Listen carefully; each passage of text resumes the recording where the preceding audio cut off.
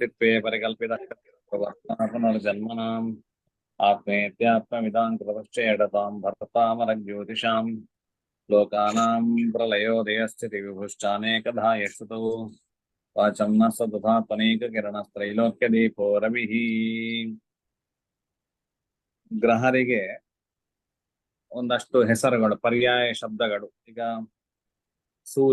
ಸೂರ್ಯನಿಗೆ ಬೇರೆನೆಲ್ಲ ದಿನಕರ ಅಂತ ಕರೀತೇವೆ, ಹಾಗೆ ದಿವಾಕರ ಅಂತ ಕರೀತೇವೆ. ಇದೆಲ್ಲ ಸೂರ್ಯನದ್ದೇ ಹೆಸರು. ಹಾಗೆ ಕೆಲವು ಗ್ರಹರಿಗೆ ಲೋಕದಲ್ಲಿ ಇರ್ತಕ್ಕಂಥ ತುಂಬಾ ಪರ್ಯಾಯ ಪದಗಳಿದೆ. ಅದರಲ್ಲಿ ಸ್ವಲ್ಪವನ್ನ ಮುಂದಿನ ಶ್ಲೋಕದಲ್ಲಿ ಹೇಳ್ತಾರೆ. ಹೇಲಿ ಸೂರ್ಯ ಚಂದ್ರಮಃ ಶೀತರಶ್ಮಿ, ಹೇಲಿ ಸೂರ್ಯ ಚಂದ್ರಮಃ ಶೀತರಶ್ಮಿ, ಹೇಲಿ ಸೂರ್ಯ ಚಂದ್ರಮಃ ಶೀತರಶ್ಮಿ, ಹೇಮಾ ವಿಜ್ಞೋ ಬೋಧನಶ್ಚೇಂದುಪುತ್ರಃ, ಹೇಮಾ ವಿಜ್ಞೋ ಬೋಧನಶ್ಚೇಂದುಪುತ್ರಃ, ಹೇಮಾ ವಿಜ್ಞೋ ಬೋಧನಶ್ಚೇಂದುಪುತ್ರಃ, ಆರೋ ವಕ್ರಕ್ರೂರದೃಕ್ಚಾವನೇಯಃ, ಆರೋ ವಕ್ರಕ್ರೂರದೃಕ್ಚಾವನೇಯಃ, ಆರೋ ವಕ್ರಕ್ರೂರದೃಕ್ಚಾವನೇಯಃ, ಕೋಣೋ ಮಂದಃ ಸೂರ್ಯಪುತ್ರೋऽಸಿ ತಶ್ಚ, ಕೋಣೋ ಮಂದಃ ಸೂರ್ಯಪುತ್ರೋऽಸಿ ತಶ್ಚ, ಕೋಣೋ ಮಂದಃ ಸೂರ್ಯಪುತ್ರೋऽಸಿ ತಶ್ಚ. ಪದಚ್ಛೇದ. ಹೇಲಿಃ ಸೂರ್ಯಃ ಚಂದ್ರಮಾಃ ಶೀತರಶ್ಮಿಃ ಹೇಮಾ ವಿತ್ ಜ್ಞಃ ಬೋಧನಃ ಚ ಇಂದುಪುತ್ರಃ ಆರಃ ವಕ್ರಃ ಕ್ರೂರದೃಕ್ ಚ ಆವನೇಯಃ ಕೋಣಃ ಮಂದಃ ಸೂರ್ಯಪುತ್ರಃ ಅಸಿತಃ ಚ. ಮೊದಲಿಗೆ ಒಂದು ಸೂರ್ಯ ಮತ್ತೆ ಚಂದ್ರ ಮತ್ತೆ ಬುಧ ಕುಜ ಶನಿ ಇಷ್ಟು ಗ್ರಹರ ಪರ್ಯಾಯ ಶಬ್ದಗಳನ್ನು, ಒಂದು 5 ಗ್ರಹರ ಪರ್ಯಾಯ ಶಬ್ದಗಳನ್ನು ಈ ಶ್ಲೋಕದಿಂದ ಹೇಳ್ತಾ ಇದ್ದೆ. ಹೇಲಿಹಿ ಸೂರ್ಯ, ಸೂರ್ಯನಿಗೆ ಹೇಲಿ ಎಂಬುದಾಗಿ ಹೆಸರು.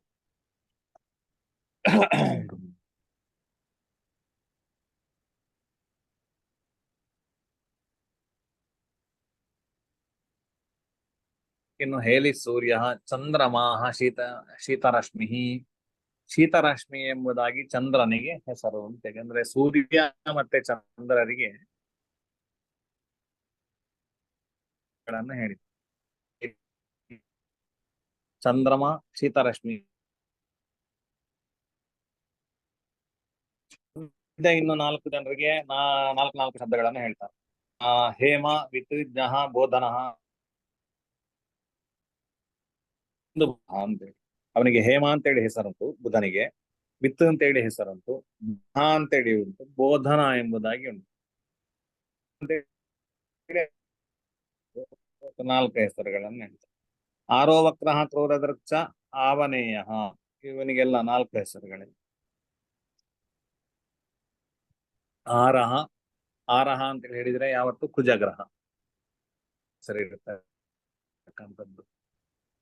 ವಕ್ರ ಗತಿ ಅಂತೇಳಿ ಬರುವಂತದ್ದು ಬೇರೆ. ವಕ್ರ ಅಂತೇಳಿ ಗ್ರಹರನ್ನ ಕರೆದಾಗ ಹೆಸರು ವಕ್ರ ಅಂತ ಹೇಳುವ ಹೆಸರು ಕುಜನಿಗೆ. ಕ್ರೂರದೃಕ್, ಕ್ರೂರ ದೃಷ್ಟಿ ಉಳ್ಳ ಎಂಬತಕ್ಕಂಥ ಹೆಸರು ಕೂಡ ಉಂಟು. ಆವನೇಯ, ಅವನಿಯ ಮಗ ಆವನೇಯ. ಅವನಿ ಅಂತ ಹೇಳಿದ್ರೆ ಭೂಮಿಯ ಮಗ ಆವನೇಯ ಅಂತೇಳಿ ಅವನಿಗೆ ಹೆಸರು. ಕೋಣಃ, ಇನ್ನು ಶನಿಗೆ ಸಂಬಂಧಪಟ್ಟ ಹೆಸರುಗಳನ್ನು ಹೇಳ್ತಾರೆ 4. ಕೋಣಃ ಮಂದಃ ಸೂರ್ಯಪುತ್ರ ಅಸಿತಶ್ಚ, ಅಸಿತಃ ಎಂಬುದಾಗಿ 4. ಈ ಕೋಣಃ ಹೇಳುವಂಥದ್ದು ಶನಿಯ ಶಬ್ದ. ಕನ್ನಡದ ಕೋಣ ಅಲ್ಲ ಇದು, ಬಟ್ ಕನ್ನಡದ ಕೋಣಕ್ಕೂ ಕಾರಕತ್ವ ಅವನಿಗೆ. ತ್ರಿಕೋಣ ಅಂತ ಕರೀತೇವೆ. ಅದರಿಂದ ಕೋಣ ಅಂತ ಹೇಳಿದ್ರೆ ಸಾಮಾನ್ಯ ನಮಗೆ ಕೋಣೆ ಅಂತ ಒಂದು ಕೋಣ ಅಂತ ಹೇಳಿ ಕರೀತೇವೆ. ಆ ಕೋಣ ಇದು ಅವನಿಗೆ ಗೊತ್ತುಂಟು, ಮಂದ ನಿಧಾನ ಅಂತ. ಸೂರ್ಯಪುತ್ರ ಅಂತೇಳಿ ಅವನಿಗೆ ಹೆಸರುಂಟು. ಅಸಿತಃ ಅಂತ ಹೇಳಿದ್ರೆ ಸೀತಾ ಅಂತ ಹೇಳಿದ್ರೆ ಬಿಳಿ ಎಂಬುದಾಗಿ ಅರ್ಥ. ಅಸಿತಃ ಅಂತ ಹೇಳಿದ್ರೆ ಕಪ್ಪು. ಯಾರು ಅಂತ ಹೇಳಿದ್ರೆ ಶನಿ ಅಂತೇಳಿ. ಹೀಗೆ ಅವನಿಗೆ 4 ಇನ್ನು ನೋಡಿ ಬಿಡುವ. ಜೀವೋಂಗಿರ ಸುರಗರು ವಚಸಾಂ ಪತಿಜ್ಯಃ. ಜೀವೋಂಗಿರ ಸುರಗರು ವಚಸಾಂ ಪತಿಜ್ಯಃ. ಜೀವೋಂಗಿರ ಸುರಗರು ವಚಸಾಂ ಪತಿಜ್ಯಃ. ಶುಕ್ರೋ ಭೃಗರ್ ಭೃಗಸುತಃ ಸ್ಥಿತ ಆಸ್ಫಜಿಚ್ಚಾಂ. ಶುಕ್ರೋ ಭೃಗರ್ ಭೃಗಸುತಃ ಸ್ಥಿತ ಆಸ್ಫಜಿಚ್ಚಾಂ. ಶುಕ್ರೋ ಭೃಗರ್ ಭೃಗಸುತಃ ಸ್ಥಿತ ಆಸ್ಫಜಿಚ್ಚಾಂ. ಸುರಗುರಶ್ಚ ಶಿಖೀತಿ ಕೇತುಃ. ರಾಹುಸ್ತಮೋ ಸುರಗುರಶ್ಚ ಶಿಖೀತಿ ಕೇತುಃ.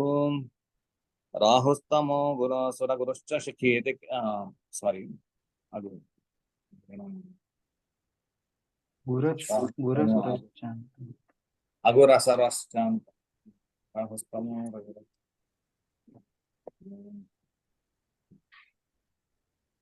ರಾಹುಸ್ತಮೋ ಗುಸರಶ್ಚ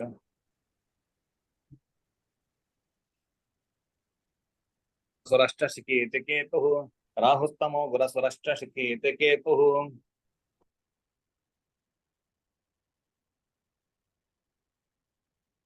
ಶಿಖೀತಿ ಕೇತುಃ.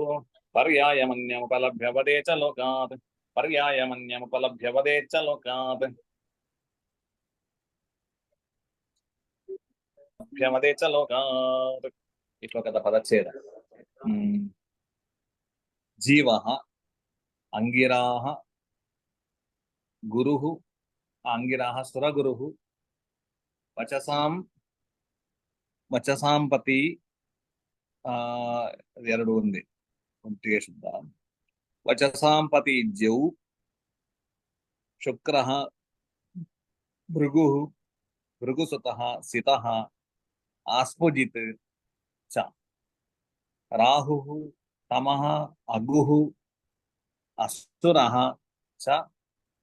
ಶಿಖಿ ಇತಿ ಕೇತುಃ. ಪರ್ಯಾಯಂ ಅನ್ಯಂ ಉಪಲಭ್ಯ ವದೇತ್ ಚ ಲೋಕಾತ್. ಇದು ಇದರ ಪದಚ್ಛೇದ. ಜೀವಃ ಜೀವನಿಗೆ ಮೊದಲಿಗೆ ಗುರುವಿಗೆ ಹೇಳ್ತಾ ಇದ್ದಾರೆ. ಜೀವಃ ಅಂಗಿರಾಹ ಸುರಗುರುಃ ವಚಸಾಂಪತಿ ಇಜ್ಯ ಅಂತೇಳಿ. ಜೀವ ಅಂತೇಳಿ ಕೂಡ ಗುರುವಿಗೆ ಹೆಸರು. ಜೀವ ಇತಿ ಗುಣವಚನಂ ಜೀವನ ಪ್ರದತ್ವಾತ್. ನಮಗೆಲ್ಲರಿಗೂ ಜೀವನವನ್ನು ಕೊಡ್ತಕ್ಕಂಥ ಗ್ರಹ ಆದ್ರಿಂದಾಗಿ, ಗುರುವಿನಿಂದಾಗಿ ಜೀವನ ಆದ್ರಿಂದಾಗಿ ಜೀವ ಅಂತ ಅವನಿಗೆ ಹೆಸರು. ಅಂಗಿರಾಹ ಅಂತೇಳಿ ಹೇಳಿದ್ರೆ ಅವನ ವಿಶಿಷ್ಟ ಗೋತ್ರ ಜಾತ. ಅಂಗಿರ ಎಂಬತಕ್ಕಂತಹ ಗೋತ್ರದಿಂದಾಗಿ ಗೋತ್ರದಲ್ಲಿ ಹುಟ್ಟಿರ್ತಕ್ಕಂಥವನ ಆದ್ರಿಂದಾಗಿ ಅವನಿಗೆ ಅಂಗಿರ.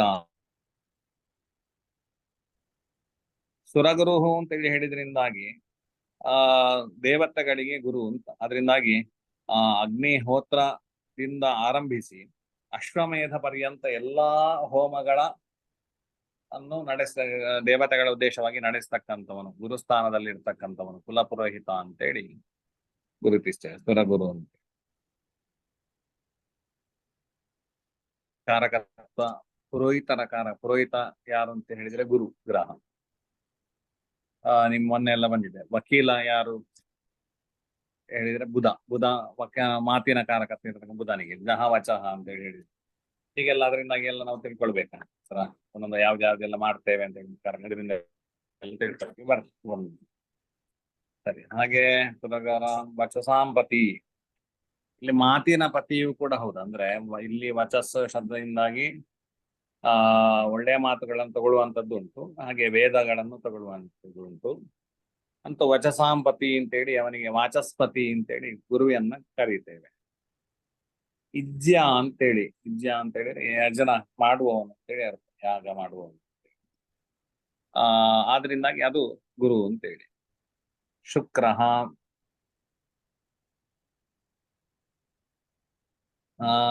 ಶುಕ್ರ ಅಂತೇಳಿ ಗೊತ್ತೇ ಇದೆ ನಮಗೆ. ಭೃಗು ಅವನಿಗೆ ಭೃಗು ಅಂತೇಳಿ ಕರೀತೇವೆ. ಇನ್ನು ಭೃಗುಸುತಃ ಭೃಗುವಿನ ಮಗನೂ ಕೂಡ ಹೌದು. ಭೃಗು ಮಹರ್ಷಿಯ ಮಗನು ಶುಕ್ರ ಹೌದು, ಭೃಗು ಹೌದು ಅವನು. ಭಾರ್ಗವ ಅಂತೇಳಿ ಅವನಿಗೆ ಕರಿತೇವೆ ಶುಕ್ರನಿಗೆ. ಭೃಗು ಅಂತ ಹೇಳುವಂಥದ್ದು ಕೂಡ ಇದೆ. ಆ ಸಿತ ಸಿತಃ ಬಿಳಿಯಾಗಿ ಉಳ್ಳವನು ಅಂತೇಳಿ. ಆಸ್ಫುಜಿತ್ ಇದೆಲ್ಲ ಅವನ ಗುಣವನ್ನು, ಇದಕ್ಕೆ ಆಸ್ಫುಜಿತ್ ಶಬ್ದಕ್ಕೆ ಏನು ಹೆಸರು, ಇದನ್ನು ಅರ್ಥ ಏನು ಅಂತ ನನಗೆ ಈಗ ಮರ್ತೋಗಿದೆ, ಮತ್ತೆ ನೋಡ್ಬಿಟ್ಟು ನಾನು ತಿಳಿಸ್ತೇನೆ. ಮತ್ತೆ ರಾಹು, ರಾಹುವಿನ ಪರ್ಯಾಯ ಪದ. ತಮಃ ಅಂತೇಳಿ ರಾಹುವಿಗೆ ಕರೀತೇವೆ, ತಮೋಗ್ರಹ ಅಂತೇಳಿ ಕರೀತೇವೆ. ಅಗುಹು ಅಂತ ಹೇಳುವಂಥದ್ದು ಕೂಡ, ಗು ಅಂತ ಹೇಳಿದ್ರೆ ಕಿರಣಗಳು, ಯಾರಿಗೆ ಕಿರಣ ಇಲ್ಲ ಅಂದ್ರೆ ಕತ್ತಲಿ ಯಾರ ಹತ್ರ ಉಂಟು ಅವನು ಅಗು ಅಂತೇಳಿ. ಅದರಿಂದ ಗೋ ಅಂತ ಹೇಳಿದ್ರೆ ಕಿರಣ ಅಂತ ನಾವು ನೋಡಿದ್ದೇವೆ. ಇಲ್ಲಿ ತುಹಿನ ಗುಹು ಇಲ್ಲೆಲ್ಲ ಬರ್ತದೆ ಶಬ್ದ. ಗು ಅಂತೇಳಿ ಗೋ ಅಂತೇಳಿ ಹೇಳಿದ್ರೆ ಕಿರಣ, ಯಾರಿಗೆ ಕಿರಣ ಇಲ್ಲೋ ಅವನ ಅಗು. ಅಸುರಹ, ಅವನು ಅಸುರ, ನಮಗೆ ಅವನ ಕತೆ ಗೊತ್ತಿದೆ. ಯೋ ವಿಷ್ಣುನೈವಾಮೃತಂ ಪ್ರೀಯಮಾನಂ ಶಿರಶ್ಚಿತ್ವ ಗ್ರಹ ಭಾವೇನ ಯುಕ್ತ. ಅಮೃತವನ್ನು ಕುಡಿಲಿಕ್ಕೆ ಅಸುರನಾಗಿದ್ದವ ಕೊನೆಯಲ್ಲಿ ಕೂತಾಗ ಅವನಿಗೆ ಸ್ವಲ್ಪ ಅಮೃತ ಬಿದ್ದದ್ರಿಂದಾಗಿ ಅವನು ಅಮೃತ ಸ್ಪರ್ಶದಿಂದಾಗಿ ಅವರು ಅಂದ್ರೆ ಗ್ರಹರಾಗಿರ್ತಕ್ಕಂಥದ್ದು ಅಂತೇಳಿ ಅಸುರ ಅವನು ಯೋನಿಯಲ್ಲಿ. ಹೀಗೆ ರಾಹುವಿಗೆ 3 ಹೆಸರನ್ನ ಹೇಳಿದ. ರಾಹು ತಮಃ ಅಗುಹು ಅಸುರಹ ಎಂಬ. ಶಿಖೀತಿ ಕೇತುಹು, ಕೇತುವಿಗೆ ನಮಗೆ ಶಿಖಿ ಎಂಬುದಾಗಿ ಹೆಸರು. ಅವನಿಗೆ ಅಗ್ನಿಕಾರಕತ್ವ, ಇದರಿಂದಾಗಿ ಏನು ಅಗ್ನಿಕಾರಕತ್ವಗಳು ಉಂಟು. ಸಾಮಾನ್ಯ ರಾಹುಕೇತುಗಳ ಉಲ್ಲೇಖ ಬೃಹತ್ ಜಾತಕದಲ್ಲಿ ಭಾರಿ ಕಡಿಮೆ, ಇಲ್ಲಿಯೇ ಸಿಗ್ತದೆ ನಮಗೆ, ಬೇರೆ ಕಡೆಗಳಲ್ಲಿ ಸಿಗುವುದಿಲ್ಲ, ಭಾರಿ ಕಡಿಮೆ. ಗೊತ್ತಿದ್ದಾಗೆ 1-2 ಕಡೆ ಇನ್ನು ಇರ್ಬೋದು ಅಷ್ಟೇ, ಬಿಟ್ರೆ ಬೇರೆ ಎಲ್ಲಿಯೂ ರಾಹುಕೇತುಗಳ ಉಲ್ಲೇಖ ಇಲ್ಲ, ಎಲ್ಲ ಸಪ್ತಗ್ರಹರಲ್ಲಿ. ಇಲ್ಲಿ ಒಂದು ಏನು ಮಾಡಿದ್ದಾರೆ ಅಂತೇಳಿ ಹೇಳಿದ್ದೇನೆ. ಸಾಮಾನ್ಯ ನಿಮಗೆ ಚಂದ್ರನಿಗೆ ಮತ್ತೆ ಯಾರಿಗೆ ರವಿಗೆ ಎರಡೆರಡೇ ಹೆಸರನ್ನ ಹೇಳಿದ್ದಾರೆ. ಉಳಿದ 4 ಕುಜನಿಗೆ 4 ಹೆಸರು, ಬುಧನಿಗೆ 4 ಹೆಸರು, ಶನಿಗೆ 4 ಹೆಸರು, ಗುರುವಿಗೆ 4 ಹೆಸರು, ಶುಕ್ರನಿಗೆ 4 ಹೆಸರನ್ನ ಹೇಳಿದ್ದಾರೆ. ರಾಹುವಿಗೆ 3 ಹೆಸರು, ಕೇತುವಿಗೆ 1 ಹೆಸರು. ಇದರಿಂದ ಏನು ಗೊತ್ತಾಗ್ತದೆ ಅಂತ ಹೇಳಿದ್ರೆ, ನಮಗೆ ನಾವು ಪಾಠ ಆಗಿದೆ ನಮಗೆ. ಇದರಲ್ಲಿ ಪ್ರಕಾಶಕ ಪ್ರಥಮ ಗ್ರಹಣ ಹೇಳಿ 2 ಪ್ರಕಾಶಕ ಗ್ರಹ, ಅದರಿಂದಾಗಿ ಅವರಿಗೆ ಎರಡನ್ನ ಒಂದು ವಿಭಾಗ ಮಾಡಿದಾಗೆ ಆಗ್ತದೆ. ಎರಡೆರಡೇ ಹೇಳಿದ್ದಾರೆ. ಹಾಗೆ ರವಿ ಮತ್ತೆ ಚಂದ್ರ ಒಂದೇ ಅಂತ ಆಯ್ತು, ಅಂದ್ರೆ ರವಿಚಂದ್ರರು ಪ್ರಕಾಶಕ ಗ್ರಹರು ಅಂತೇಳಿ. ಉಳಿದ 4-5 ಜನರಿಗೆ, ಕುಜಾದಿ ಪಂಚ ತಾರಾಗ್ರಹರಿಗೆ, ಕುಜ ಬುಧ ಗುರು ಶುಕ್ರ ಶನಿ, ಈ 4 ಗ್ರಹರಿಗೂ 5 ಗ್ರಹರಿಗೂ ಕೂಡ 4 ಹೆಸರನ್ನ ಹೇಳಿದ್ದಾರೆ. ಆದ್ರಿಂದ ಇವರೆಲ್ಲ ತಾರಾಗ್ರಹರು ಅಂತೇಳಿ ಗೊತ್ತಾಗ್ತದೆ, ಒಂದು ವಿಭಾಗ ಮಾಡಿದಾಗ ಆಯ್ತು ನಮ್ಗೆ. ಇನ್ನು ರಾಹುವನ್ನು ಒಂದು 3, ಕೇತುವನೊಂದು ಬೇರೆ 1 ಅಂತೇಳಿ ಅಲ್ಲಿ ಒಂದು ವಿಭಾಗ ಮಾಡಿದ್ದಾರೆ. ಅಂತೂ 1 3 1 ಅಂತೇಳಿ 4 ಎರಡೆರಡು ಹೆಸರು ಹೇಳಿದಾಗೆ ಅಂತೇಳಿ ಇಟ್ಕೊಂಡ್ರು ಕೂಡ ನಮಗೆ ಒಂದು ಅರ್ಥಾತ್ ಅವರಿಬ್ಬರನ್ನು ಒಂದು ಕೆಟಗರಿಯಲ್ಲಿ ಸೇರಿಸ್ಬೋದು. ಅವರಿಬ್ಬರು ಕೂಡ ತಮೋಗ್ರಹರು ಅಥವಾ ಛಾಯಾಗ್ರಹರು ಅಂತ ಹೇಳುವಂಥದ್ದು ಗೊತ್ತಾಗ್ತದೆ. ಇದೊಂದು ವ್ಯವಸ್ಥೆಯನ್ನು ಇಲ್ಲಿ ಸೂಚನೆ ಮಾಡಿದ ಹಾಗೆ ಆಗ್ತದೆ ಅಂತೇಳಿ ಒಂದು ವ್ಯಾಖ್ಯಾನದಲ್ಲಿ ತಿಳಿಸ್ತಾರೆ.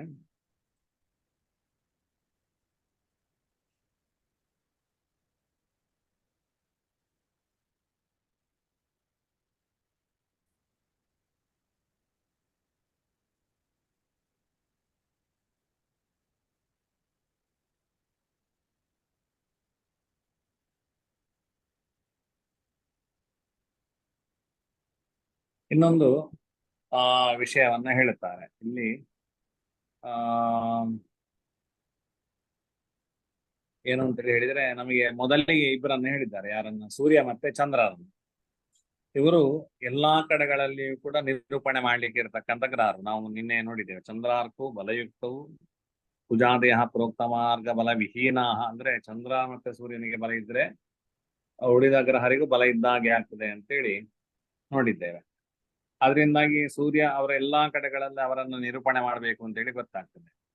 ನಂತರ ಹೇಳಿದ್ದು ಬುಧನಿಗೆ, ಬುಧನನ್ನ ಹೇಳಿದ್ದಾರೆ. ಹೇಳಿ ಸೂರ್ಯ ಚಂದ್ರಮ ಹೇಳಿದ್ಮೇಲೆ ಹಿತರಶ್ಮಿ ಇಂತಾದ್ಮೇಲೆ ಹೇಮಾವಿತ್ತ ಭೋಜನ, ನಂತರ ಬುಧನ ಪರ್ಯಾಯ ಶಬ್ದಗಳನ್ನು ಹೇಳಿದ್ದಾರೆ. ಆದ್ರಿಂದಾಗಿ ಬುಧನು ಅವನು ಹೇಗೆ ಅಂತ ಹೇಳಿದ್ರೆ ಆಶ್ರಯವಶ, ಅವನು ಒಳ್ಳೆಯವರ ಜೊತೆ ಸೇರಿದ್ರೆ ಒಳ್ಳೆಯ ಫಲವನ್ನು ಕೊಡ್ತಾನೆ, ಸುಖವನ್ನು ಕೊಡ್ತಾನೆ. ಅಶುಭ ಗ್ರಹ, ಅವನು ಅಶುಭ ಗ್ರಹರ ರಾಶಿಯಲ್ಲಿದ್ರೆ ಅಶುಭ ಫಲ, ಶುಭಗ್ರಹರ ರಾಶಿಯಲ್ಲಿದ್ರೆ ಶುಭ ಫಲವನ್ನು ಕೊಡ್ತಾನೆ ಅಂತೇಳಿ ಅವನು ಶುಭ ಫಲವೂ ಅಶುಭ ಫಲವೂ ಮಿಶ್ರವಾಗಿ ಫಲವನ್ನು ಕೊಡ್ತಾನೆ. ಆನಂತರ ಹೇಳಿದ್ದು ಕುಜ ಮತ್ತೆ ಶನಿಗಳು, ಅವರಿಬ್ಬರು ಕೂಡ ಅನಿಷ್ಟ ಫಲವನ್ನೇ ಕೊಡ್ತಕ್ಕಂಥವ್ರು. ಆನಂತರ ಇಬ್ರು ಶುಭ ಫಲವನ್ನು ಕೊಡುವಂತವರನ್ನು ಹೇಳಿದ್ದಾರೆ, ಜೀವ ಮತ್ತೆ ಶುಕ್ರರನ್ನ ಹೇಳಿದ್ದಾರೆ. ಕೊನೆಗೆ ರಾಹುಕೇತುಗಳನ್ನ ಹೇಳಿದ್ರಿಂದಾಗಿ ರಾಹುಕೇತುಗಳು ಕೂಡ ಹಾಗೆ, ಅವರು ಮಂದೋದಿತಂ ಶಾಶ್ವತ ಬೇಶ್ವರೋಕ್ತ ಅಂತ ಹೇಳ್ತಾರೆ. ಒಂದು ರಾಹು ಶನಿಯ ಹಾಗೆ ಫಲವನ್ನು ಕೊಡ್ತಾನೆ, ಅನಿಷ್ಟವನ್ನು ಕೊಡ್ತಾನೆ, ಅಥವಾ ತನ್ನ ರಾಶಿಯ ಅಧಿಪತಿ ಯಾರು ಅದಕ್ಕೆ ಸರಿಯಾಗಿ ಫಲವನ್ನ ಕೊಡ್ತಾನೆ ಅಂತೇಳಿ. ಹಾಗೆ ಕೇತುವು ಕೂಡ ಕುಜವತ್ತ ಫಲವನ್ನು ಕೊಡ್ತಾನೆ ಅಥವಾ ತನ್ನ ರಾಶಿಯ ಅಧಿಪತಿಯ ಹಾಗೆ ಫಲವನ್ನ ಕೊಡ್ತಾನೆ ಅಂತೇಳಿ. ಹೀಗೆ ಈ ಒಂದು ವ್ಯವಸ್ಥೆಯನ್ನು ಕೂಡ ಸೂಕ್ಷ್ಮವಾಗಿ ಸೂಚನೆ ಮಾಡಿದ ಹಾಗೆ. ಇನ್ನೂ ಒಂದಷ್ಟು ತುಂಬಾ ಪರ್ಯಾಯ ಶಬ್ದಗಳೆಲ್ಲ ಇದೆ. ಇದನ್ನೆಲ್ಲ ಪರ್ಯಾಯಂ ಅನ್ಯತ್ ಉಪಲಭ್ಯ ಲೋಕಾತ್, ಒಂದಷ್ಟು ಪರ್ಯಾಯ ಶಬ್ದಗಳನ್ನೆಲ್ಲ ಅನ್ಯಾತ್ ಲೋಕಾತ್, ಬೇರೆ ಈ ಲೋಕದಲ್ಲಿ ಎಲ್ಲ ವ್ಯವಹಾರ ಮಾಡ್ತೇವಲ್ಲ, ಇದರಿಂದಾಗಿ ತಿಳ್ಕೊಂಡು ಈಗ ಸೂರ್ಯನಿಗೆ ತುಂಬಾ ಮಿತ್ರ ಅಂತ ಕರೀತೇವೆ, ದಿನಕರ, ದಿವಾಕರ, ಬೇಕಾದಷ್ಟು ಹೆಸರುಗಳು ಗ್ರಹರಿಗೆ ಸಿಗ್ತದೆ. ಇದನ್ನೆಲ್ಲವನ್ನು ಕೂಡ ನಾವು ತಿಳ್ಕೊಂಡಿರ್ಬೇಕು ಅಂತ. ವದೇಚ ಅದನ್ನು ಪರ್ಯಾಯಂ ಅನ್ಯಂ ಉಪಲಭ್ಯ ಲೋಕ ವದೇಚ ಲೋಕಾತ್, ಅರ್ಥಾತ್ ಅನ್ಯ ಪರ್ಯಾಯ ಶಬ್ದಗಳನ್ನು ಅನ್ಯತ್ ಪರ್ಯಾಯಂ ಲೋಕಾತ್ ಉಪಲಭ್ಯ ವದೇತ್, ಬೇರೆಲ್ಲ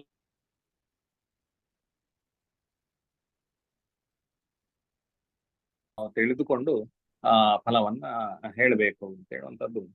ಇಷ್ಟೇ ಮಾತ್ರ ಅಲ್ಲ, ಬೇರೆ ಒಂದಷ್ಟು ಇದೆ ಅಂತೇಳಿ ಅವುಗಳನ್ನು ತಿಳ್ಕೊಂಡಾಗ್ತದೆ ನಮಗೆ ಫಲ ನಿರ್ದೇಶನ ಮಾಡಬೇಕು ಅಂತೇಳಿ ಆಚಾರ್ಯರ ಮತ. ಇವತ್ತಿನ ಪಾಠ ಕೃಷ್ಣಾರ್ಪಣ ಮಸ್ತು. ನಾಳೆ ಪಾಠ ಇಲ್ಲ, ಕೃಷ್ಣಾಷ್ಟಮಿ ಪ್ರಯುಕ್ತ ನಾಳೆ ಪಾಠ ಇರೋದಿಲ್ಲ, ರಜೆ. ನಾಡಿದ್ದು ಪಾಠ ಮಾಡುವ ಒಂದು, ಅಥವಾ ಲೀಲೋತ್ಸವ ಯಾರಾದ್ರೂ ಭಾಗಿಯಾಗ್ತೀರಿ ಹೇಳಿದ್ರೆ ನಾಡಿದ್ದು ಪಾಠ ಬೇಡ. ಮತ್ತೆ ಆಚಾರ್ಯ ನಾನು ಲೀಲೋತ್ಸವಕ್ಕೆ ಭಾಗಿಯಾಗ್ತೀನಿ ಆಚಾರ್ಯ. ಹಾ ಹಾ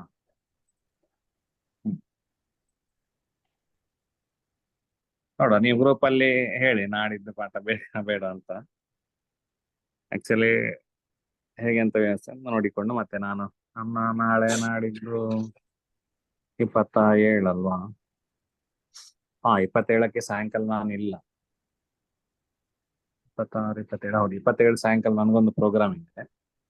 ನಾಳೆ ನಾಡಿದ್ದು ಪಾಠ ಇಲ್ಲ, ನಾಡಿದ್ದು 28ರಿಂದ ಪಾಠ ಮಾಡುವ. ಆಯ್ತು, ಸರಿ, ನಮಸ್ತೆ ಎಲ್ಲರಿಗೂ ಕೂಡ ಶುಭರಾತ್ರಿ. ಸರಿ.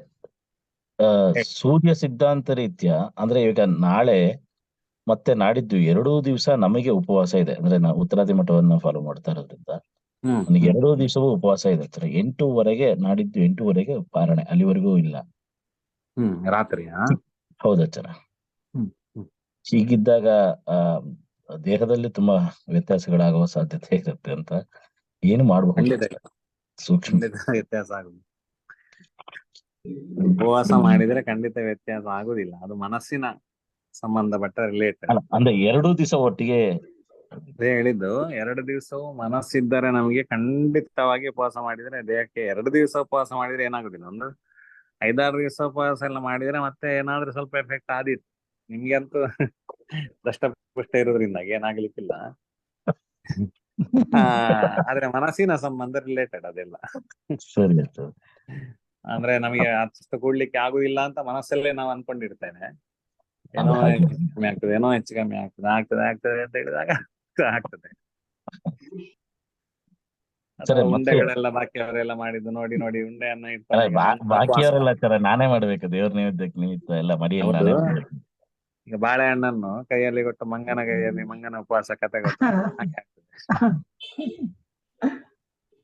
ಮತ್ತೆ ಉಂಡೆಯನ್ನು ಎಷ್ಟು ಸಮಯ ಇರ್ಲಿಕ್ಕೆ ಆಗ್ತದೆ ಅಂತ ಒಂದು ಸಮಸ್ಯೆ. ಅದು ಅಲ್ಲಿವರೆಗೂ ಯಾಕೆ ಆಗತ್ತೆ ಸರ್? ಅಂದ್ರೆ 2 ದಿವಸದ ಕಾಲ ಉಪವಾಸ ಅಂತ ಯಾಕೆ ಆಗತ್ತೆ ಸರ್? ಅದೇ ಅದರದ್ದು ಅಂದ್ರೆ ಈಗ ತಿಥಿಯ ಇದು ಇರ್ಬೋದು. ಚಂದ್ರೋದಯ ಅವತ್ತು ಸಾಯಂಕಾಲ 8:20 ನಂತರ ರೋಹಿಣಿ ನಕ್ಷತ್ರನು ಮುಗಿದೋಗುತ್ತೆ. ರೋಹಿಣಿ ನಕ್ಷತ್ರ ಇರ್ಬೇಕಾದ್ರೆ ನಾವು ಇದನ್ನ ಮಾಡಬಾರ್ದು. ತಿಥ್ಯಂತೆ ಪಾರಣಂ ಅಂತಾರ. ಹೌದೌದು, ನಕ್ಷತ್ರ ಅಂತೆ ಪಾರಣ. ಅದೇ ಕೃಷ್ಣಾಷ್ಟಮಿ ಅದು ಬೇರೆ ಬೇರೆ ಮಠದ ಬೇರೆ ಬೇರೆ ವ್ಯತ್ಯಾಸಗಳು ಇರ್ತದೆ. ಪ್ರಾಯ ಮಟ್ಟಕ್ಕೆ ಸಂಬಂಧಪಟ್ಟ ಹಾಗೆ ನನಗೆ ಅದರ ಬಗ್ಗೆ ಗಮನಿಸ್ಲಿಲ್ಲ ಅಷ್ಟೇ. ಕೆಲವೊಂದ್ ಆ, ಕಡೆ ಅಂತೆ ಪಾಲನೆ ಮತ್ತೆ ಮಾಡ್ತಾರೆ. ಗಮನಿಸಿದ್ರೆ ಕೂಡ ನಾವು ಎಷ್ಟು ಶಾಸ್ತ್ರೀಯ ಧರ್ಮಶಾಸ್ತ್ರ ನೋಡಿ ಒಂದು ಇದು ಮಾಡಿದ್ರು ಕೂಡ ಅಂದ್ರೆ ಅವರವರ ಮಠದ ಸಂಪ್ರದಾಯನ ಅವರವರು ಬಿಡುವುದಿಲ್ಲ. ಅದರಿಂದಾಗಿ ನಮ್ಮ ಅದಕ್ಕೆ ಹೆಚ್ಚು ನಾವು ಅದರಲ್ಲಿ ಯಾವ ಕಾರಣ ಅಂತ ನೋಡದೆ ಮಠದ ಇದನ್ನ ಆಚರಣೆ ಮಾಡೋದು ಒಳ್ಳೇದು ಅಂತ ಕಾಣ್ತದೆ. ಅಂದ್ರೆ ಈಗ ಅದು ಉತ್ತರಾದಿ ಗೊಂದಲಗಳು ಮಠದಲ್ಲಿ ಕೆಲವರು ಉತ್ಸವ ಅಂತೆ ತುಂಬಾ ಪಾಲನೆ ಮಾಡ್ತಾರೆ ಕಾಣಿಸುತ್ತೆ, ಮತ್ತು ಕೆಲವರು ನಕ್ಷತ್ರ ಅಂತೆ ಪಾಲನೆ ಮಾಡ್ತಾರೆ. ಅದೇ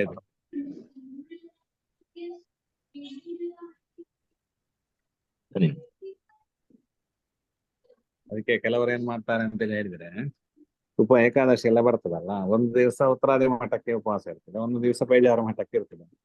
ಇರ್ತಿ ಬಂದಾಗ ಒಂದು ದಿವಸ ನಾವು ಉತ್ತರಾದಿ ಮಠ ಫಾಲೋ ಆಗ್ತದೆ, ಒಂದು ದಿವಸ ಬೇಜಾರು ಮಠ follow ಆಗ್ತದೆ. ಎರಡು ಎರಡು ದಿವಸ ಉಪವಾಸ ಉಪವಾಸ ಇರೋದು. ಸುಲಭವಾಗಿ ಹಾ. ಅಲ್ಲ, ಎರಡು ಉಪವಾಸ ಮಾಡಿದ್ರೆ ಒಳ್ಳೇದಲ್ವಾ? ಅಲ್ಲ, ಎರಡು ಉಪವಾಸ ತಪ್ಪಿಸ್ಕೊಂಡ್ರೆ ಇನ್ನೂ ಒಳ್ಳೇದು. ಎರಡು ಉಪವಾಸ ಮಾಡದೇ ಅದೇ ಹೇಳಿದ್ದು. ಇಲ್ಲ, ಈ ವರ್ಷ ಉತ್ತರಾದಿ ಮಠದ ಪಂಚಾಂಗದಲ್ಲಿ ಎರಡು ಮೂರು ತರ ಏಕಾದಶಿ ಬಂದಿವೆ. 3 ಸಲ ಅಲ್ಲ, ಎಲ್ಲ ಪಂಚಾಂಗದಲ್ಲಿ ಇದೆ. ಅದು ನಾಡಿದ್ದು ಶ್ರವಣೋಪವಾಸ ಇದೆ, ಶ್ರವಣೋಪವಾಸ ಇದೆ. ಅದು ಎಲ್ಲರಿಗಿದೆ. ಹಾ, ಆದ್ರೆ ಯಾರು ಅದು ಎಲ್ರು ಮಾಡೋದಿಲ್ಲ ಸರ್. ಹೌದಾ? ಅಂದ್ರೆ 2 ಉಪವಾಸ ಯಾರು ಮಾಡೋದೇ ಇಲ್ಲ, ಎಲ್ಲೂ ಮಾಡಿದ್ದೇ ಇಲ್ಲ. ಸ್ವಾಮಿಗಳೆಲ್ಲ ಮಾಡ್ತಾರೆ, ತುಂಬಾ ಜನ ಮಾಡ್ತಾರೆ. ಅಲ್ಲ, ಒಂದು ಸಲ ಪೇಜಾರ್ ಮಠಕ್ಕೆ ಬಂದಿತ್ತು, ಅವಾಗ ಮಾಡಿದ್ರು, ಮತ್ತೆ ಮಾಡಿದ್ದಿಲ್ಲ. ಅಲ್ಲ, ಸ್ವಾಮಿಗಳು ಎಲ್ಲ ತುಂಬಾ ಸಲ ಬರ್ತದೆ, ಅದು 3-4 ವರ್ಷಕ್ಕೆ ಒಂದೊಂದ್ಸಲ ಬರ್ತದೆ ಅದು. ಹಾ ಹಾ. ಈ ಅಧಿಕ ಮಾಸ ಬಂದ್ಮೇಲೆ ನೆಕ್ಸ್ಟ್ ವರ್ಷದ್ದು ಸಾಮಾನ್ಯ ಬರ್ತದೆ ಅಂತ ಲೆಕ್ಕ. ಹೌದು. ಅದರಿಂದಾಗಿ ಹೆಚ್ಚಿನ ಮಾಡಿದ್ದಾರೆ ಎಲ್ಲ. ಈಗ ಬೇರೆಯವ್ರು ನಾನು ಎಷ್ಟೋ ಸ್ವಾಮಿಗಳಂತೂ ಬಿಡ್ಲೇ ಇಲ್ಲ, ಹಾ ಹಾ. ಅಂತ ಬಾಕಿಯವರು ಕೂಡ ತುಂಬಾ ಜನ ಮಾಡುವುದನ್ನು ವಿದ್ಯಾಪೀಠದಲ್ಲಿ ನೋಡಿದ್ದೇನೆ. ಓ, ಸರಿ ಮಾಡ್ತಾರೆ, ತುಂಬಾ ಜನ ಮಾಡ್ತಾರೆ. ಅದೇ ಅದು ಮನಸ್ಸಿಗೆ ನಮಗೆಲ್ಲ ಆಗ್ಲಿಲ್ಲ ಯಾಕೆ ಅಂತ ಹೇಳಿದ್ರೆ ನಮಗೆ ಅದು ಸುರುವಿಗೆ ಒಂದು ಮನಸ್ಸಿಗೆ ಬಂದು ಬಿಡ್ತದೆ. ಒಂದ್ ನಾಳೆ ಹರಿವಾಸರಿದ್ದಾಗ ಕೆಲವು ದಿವಸ ಏಕಾದಶಿ ಆಕ್ಚುಲಿ ಉಪವಾಸ ಮಾಡ್ಬೋದು, ನಾಳೆ ಲೇಟ್ ಆಗ್ತದೆ ಅಂತ ಹೇಳಿ ಮನಸ್ಸಿನಲ್ಲಿ ಬಂದ ಕೂಡಲೇ ಈ ಏಕಾದಶಿಯನ್ನೇ ಬಿಟ್ಟು ಬಿಡ್ತೇನೆ ನಾವು. ಒಂದ್ ದಿವಸ ಹರಿವಾಸ ಮಾತ್ರ ಅಲ್ಲ, ಏಕಾದಶಿ ದಿವಸ ಮಾತ್ರ ಬಿಡ್ತದೆ. ಅದಂದ್ರೆ ಅದು ಮನಸ್ಸಿಗೆ ಸಂಬಂಧಪಟ್ಟ. ಆಕ್ಚುಲಿ ಈ ವಯಸ್ಸಿನಲ್ಲಿ ಏನಂದ್ರೆ ದೇಹ ಪ್ರಕೃತಿಗೆ ಉಪವಾಸ ಮಾಡಿದಷ್ಟು ಒಳ್ಳೇದೆ, ಅದರಿಂದ ಆರೋಗ್ಯಕ್ಕೆ ಎಫೆಕ್ಟ್ ತುಂಬಾ ಏನಿಲ್ಲ. ಹಾ ಸರ್, ಸರಿ ಸರ್. ಎಂತ ಗ್ಯಾಸ್ ಇದ್ರು ಎಂತ ಇದಿದ್ರು ಹಾ ಸರ್. ಉಪವಾಸ ಅಂತ ಹೇಳಿ ದೇವರ ಇದ್ರಲ್ಲಿ ಕೂತ್ರೆ, ಮನಸ್ಸು ಬಿಟ್ಟು ಕೂತ್ರೆ ಏನಾಗುದಿಲ್ಲ. ಬಟ್ ಆದ್ರೆ ನಿಮಗೆ ಅಂತ ಹೇಳಿ ನನಗೂ ಸೇರಿಸಿ ಹೇಳಿದ್ದೆ ನಾನು, ಮನಸ್ಸು ಆಗುದಿಲ್ಲ, ಅದು ಏನಾದ್ರು ಪರಿಮಳ ಬರ್ತದೆ, ಅಲ್ಲೆಲ್ಲ ಸಮಸ್ಯೆ. ಪರಿಮಳನೆ ಮಾಡದಿದ್ರೆ ನಾವು ಹೆಂಗಸರು ಅದು ನಾವು ಉಪವಾಸ ಕೂತ್ರೆ ಅಲ್ಲ, ಅದೇ ನಿಮ್ಮ ಇದರಿಂದ ನಾವು ಎಷ್ಟೋ ಸಲ ಉಪವಾಸ ಮಾಡ್ತೇವೆ ನಿಮ್ಮ ಕೊಬ್ಬರಿಗಳಿಂದ. ಆ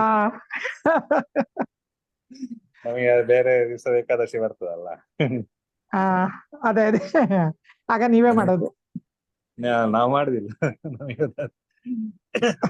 ತಮಾಷೆಗೆ ಹೇಳಿದ್ದ ಅಂತ ಪರಿಸ್ಥಿತಿ ಕೋಪದ ಇಲ್ಲ ನಿಮಿತ್ತ ನಮ್ಮಲ್ಲಿ. ಉಪವಾಸ. ಅಲ್ಲ, ಹೌದು, ಹೌದು ಹೌದು. ನಮ್ಮಲ್ಲಿ 3 ಜನ ಇದ್ದಾರೆ, ಚಿಕ್ಕಮ್ಮ, ತಾಯಿ, ಹೆಂಡತಿ, 3 ಜನ ಇರೋದ್ರಿಂದ ಯಾರಾದ್ರೂ ಒಬ್ರು ಮಾಡ್ತಾರೆ. ಹೌದು ಹೌದು ಹೌದು. ತಮಾಷೆಗೆ ಹೇಳಿದ್ದ. ಹಾಗಾದ್ರೆ ನಿಮಗೆ ಊಟದ ತೊಂದರೆ ಇಲ್ಲ ಹಾಗಾದ್ರೆ. ತೊಂದ್ರೆ ನಾವು ಇರೋದೇ ಬೇರೆ ಕಡೆ, ಅದಕ್ಕೇನ್ ಮಾಡುದು. ಮನೆಯಲ್ಲಿ ಇರುವುದೇ ಕಡಿಮೆ, ಅಂದ್ರೆ ಹಾಗೆಲ್ಲ ನಮ್ಮ ಪ್ರೋಗ್ರಾಮ್ ನಿಮಿತ್ತ. ಹಾಗೆ ಮನೆಯಲ್ಲಿ 3 ಜನ ಇದ್ರು ಕೂಡ ನಮಗೆ ಅವರ ಅಡಿಗೆ ತಿನ್ನುವ ಭಾಗ್ಯ ಕಡಿಮೆ. ನಮಗೆ ಹೋದಲ್ಲಿ ಎಲ್ಲ ಓದಲ್ಲಿ ಒಳ್ಳೆ ಒಳ್ಳೆ ಊಟ ಸಿಗುತ್ತಲ್ಲ. ಅದೇ ಹಿಂದಿನ ಜನ್ಮದ ಪುಣ್ಯ ಏನೋ ಇರ್ತದೆ, ನಮ್ಮ ಹಾ, ಮನೆಯಲ್ಲಿ ಹೌದು. ಇಲ್ಲದಿದ್ರು ಹೊರಗಡೆ ಹೋಗುದ್ ಕಡೆ ಊಟ ಸಿಗ್ತದೆ. ಹಾ ಹೌದು. ಹಾಗೆ ಆದ್ರೆ ಆರೋಗ್ಯಕ್ಕೆ ಒಳ್ಳೇದಲ್ಲ ಅದು, ಮನೆ ಊಟ ಒಳ್ಳೇದು. ಹಾಗೆಲ್ಲ ಒಂದಕ್ಕೊಂದು ಪರಸ್ಪರ ವಿರೋಧ. ಬರ್ತಿದೆ ಸರ್, ಎಲ್ಲ ರೆಕಾರ್ಡ್ ಆಗ್ತಿದೆ. ಓ ಸಾರಿ ಸರ್. ಇದು ಒಳ್ಳೇದೇ, ಇದೇನು ಕೇಳುವಂತ ಅಂಶ. ಸರಿ ಸರಿ, ತಮಾಷೆ ಮಾತಾಡಿದ್ದು ಮತ್ತೆ.